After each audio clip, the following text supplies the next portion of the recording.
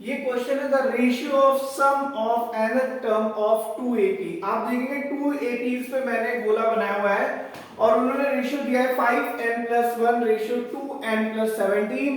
Find the ratio of mth term. यहाँ पे हमें mth टर्म मतलब कि nth टर्म के दिए गए हैं दो और nth टर्म, तो मैंने देखिए दो हमने यहाँ पे टू एपीज के बारे में पता करते हैं पहले। तो दो एपी मैंने अलग अलग लिख के आपको दिखाई, small a1 small a2 small a3 dot dot dot small a small n। Second series क्या है, capital A1 capital A2 capital A3 dot dot dot capital A capital N। अब ये कह रहे हैं दो अलग अलग जब एपी है तभी हमारा रेशियो दे रखा है सम का। इसी तरीके से अगर मैं mth पे बात करूं तो हम टू एपीज बनाते हैं किसके लिए, m के लिए। तो हमारा क्या हो जाएगा A1 A2 A3 dot dot dot a small m। Second series भी बना लेते हैं तो ऑब्वियसली बात है capital A1 capital A2 capital A3 dot dot dot capital A capital M।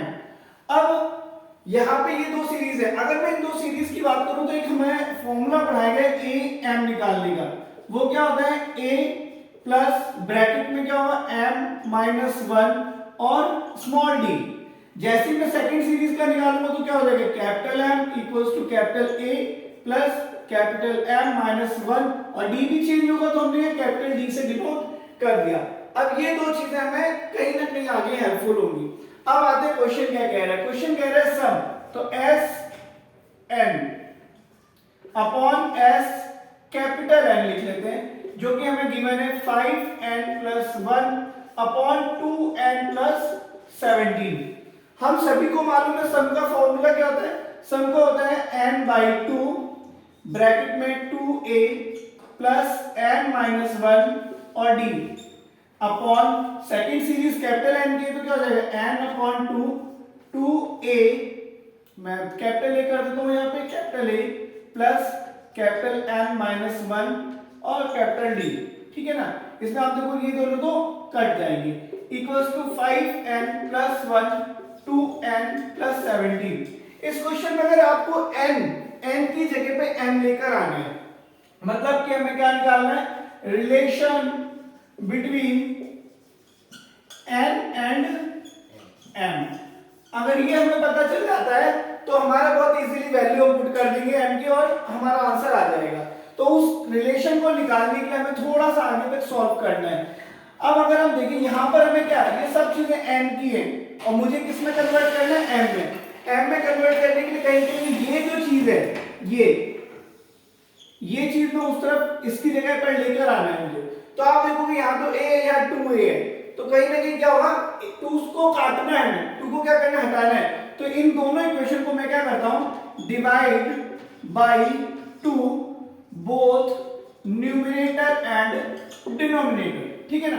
जैसे मैं इन दोनों को 2 से डिवाइड करूंगा तो हमारा क्या हो जाएगा 2a/2 plus n-1/2 small d और 2a/2 ये देखिए कैपिटल A है यहाँ पर प्लस n-1/2 कैपिटल D।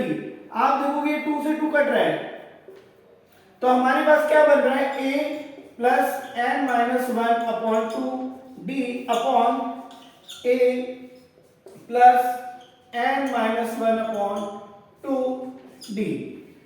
अब ध्यान से देखिए ये वाली चीज जो है वो नीचे वाले की बिल्कुल इक्वल आ रही है, दिख रहा है आपको, a की जगह a, m-1 की जगह n-2, d की जगह पे d।